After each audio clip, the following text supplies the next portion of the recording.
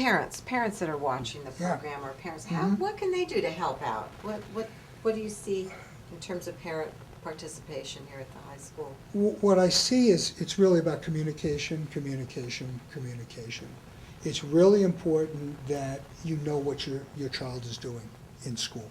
So it starts with conversations about, what you did during the day. It's important that you be in touch with teacher, and there's many, many ways of doing that today, technologically. It's important that you come to events, that there are applicable things that when you see something that comes out through a communication, that you make sure that you make yourself available for those And things. the child feels, or the student feels, they're supported by the parents. And we will make it, open door here. It's really important that feel welcome. We're happy to address things. Yeah, absolutely, yeah. Well, things like School Loop as well. Milpitas High is on School Loop? Sure. We have School Loop, and the vast majorities, in fact, we just did a survey recently, and the vast majorities of teachers do use School Loop. You may have some that, we still need to move towards that ends, but we did a survey, and the vast majority of people do use School Loop, and of course, that's a great communication. Well, I have a junior high right now across the street, and they use School Loop there, and it's been a great tool for us, to be able to keep up to speed with what the assignments are, how is he doing, and so it's been a great tool as a parent to kind of keep tabs on things. Absolutely. I think I'm glad my parents didn't have that when I was in school. A little bit too much information. Huh? Exactly. Can I ask, we're probably running out of time, but future goals, plans. For Milpitas High School, well, it really is about, in other words, the Common Core and actually meeting the work. In other words, how are we going to translate this education into having the applicable skills for the workplace that's out in this valley and in the Bay Area and maybe in California and the rest of the country? And really what we're looking towards is more project-based kinds of learning experiences. We're looking really at how do we mesh make interdisciplinary kinds of experiences for the students.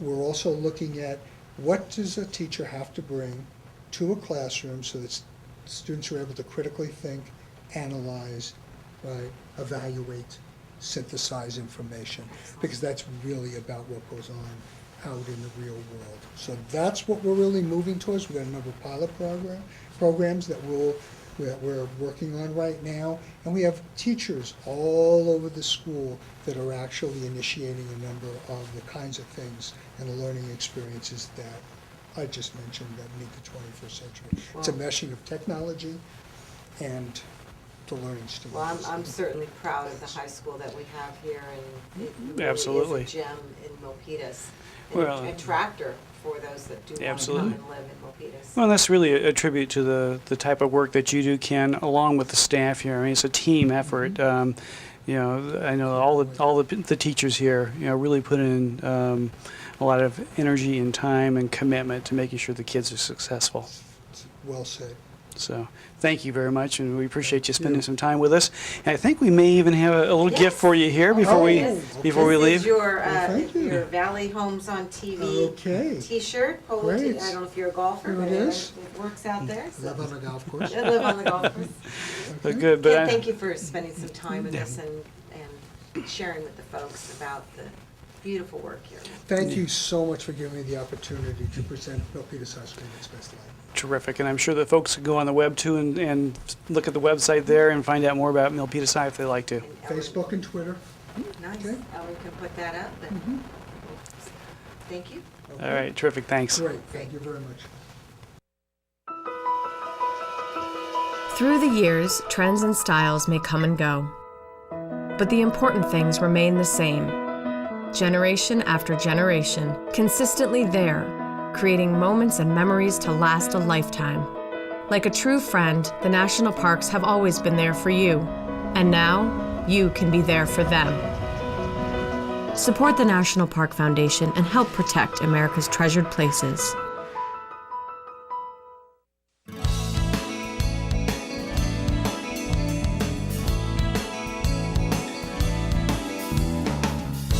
Welcome back, everyone. You're watching Valley Homes on TV. You're watching Channel 26, where you can see us on Monday, Wednesday, and Friday at 6:30 p.m. and Saturday and Sunday at 9 a.m. Todd, that was awesome. The segment that we just had? With Yeah. the Boy Scouts. It was. You know, they do great work here in town and across the I world. always admire people that you can tell he's such a giver and, does things from his heart. Well, I've known Patrick for years, and he's a guy who doesn't seek the limelight, who doesn't look for, attention or pats on the back. He just does it because he cares, and and gives to the kids who are involved in the program. So That's neat. Yeah, so it's good to hear about the activity they're up to. Yeah, thank you.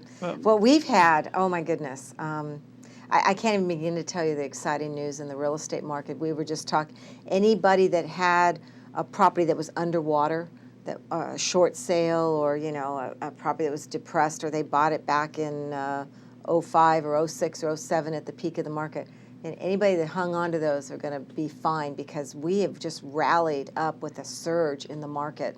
It's been unbelievable. Well, I think you've got the numbers to demonstrate that. I do. Let me tell you real briefly where we're at. Single-family homes today, 571,753 for an average price. I'm sorry, that was last year. That was in August of 2011. This year, August 2012, we're at $715,423. Can you believe that for an average price? Incredible. That's quite an increase. Median price a year ago was $550,000, and it's now at $605,000. So we're really, I talked about at the beginning of the year, I thought we had about a $50,000 bump. So at least that, if not more. I just had a property I was sharing with you last weekend, had two-day open house, over 110 folks looking through the home, 5 offers, and it went for $43,000 over the list price. Well, and that seems to be the case for just about any property that comes on the market that's in decent shape, that's priced properly. And single-family detached. Mm-hmm. Remember, we talked Yes. about we're still building new homes here in Milpitas, but they're mainly all attached units. Let me look a peek at what the multifamily, the condo market is doing. The average price in August 2011 was $266,742. But I can tell you that's bumped up to last August 2012. We're up to $363,884. Even that's been a tremendous increase. Median price was $225,000 a year ago. Median price now is $355,000. So talk about economic recovery of the housing market. Well, and so people are seeing the opportunity, in the interest rates are low, right? And so it's relatively affordable. But also, the demand is outstripping the supply. Now, when you're pre-qualifying your buyers and Yes. you're looking at where they're at, are you showing where it makes more sense right now, the mortgage payment versus the rent payment? Absolutely, and particularly as we take a look at the tax incentive that's there for folks. When you take a look at the tax deduction for mortgage interest and property taxes, and what the effective rate or effective amount of their housing cost is when you take the tax advantage into it, in a lot of cases people are able to get into housing at about the same cost as what renting is for them today. Okay. And so it's about across the board straight in terms of cash flow sort of arrangement for them. But then, And we've talked about that in the past as being housing affordability index. Exactly. So I'm assuming that housing affordability index is very low right now. It is. I mean, it's one of the most affordable times that we've seen here in the Bay Area in a long time. And if you are renting, you know that there's pressure on rents to go up. They have been going up, and they continue to We've be on the seen increase. spikes of like 10, 15% over the last few years. We certainly have. year. We certainly have. And so it's a great time to look at those economics of how does that impact your particular situation? How does it help you out tax-wise?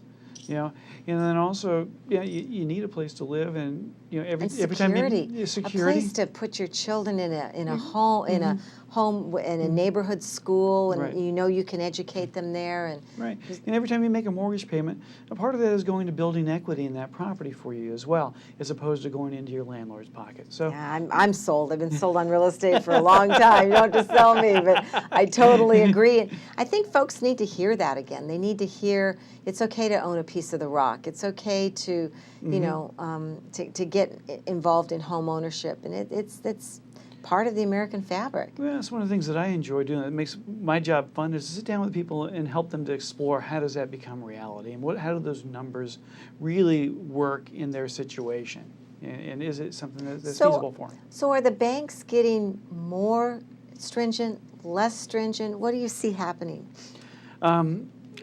Yes and yes. I know you're working harder. We're all working harder in our industries, but Well, the level of scrutiny that every loan goes through is pretty significant. You know, the banks, particularly with the foreclosure wave and the problems that we had here, you know, they want to make certain that they're putting people into loans that are going to be successful in those loans. And so they're doing their due diligence. You know, all the paperwork has to be in order. You know, the degree to which that needs to happen, though, is very significant. All the I's dotted and T's crossed, and so it's very meticulous.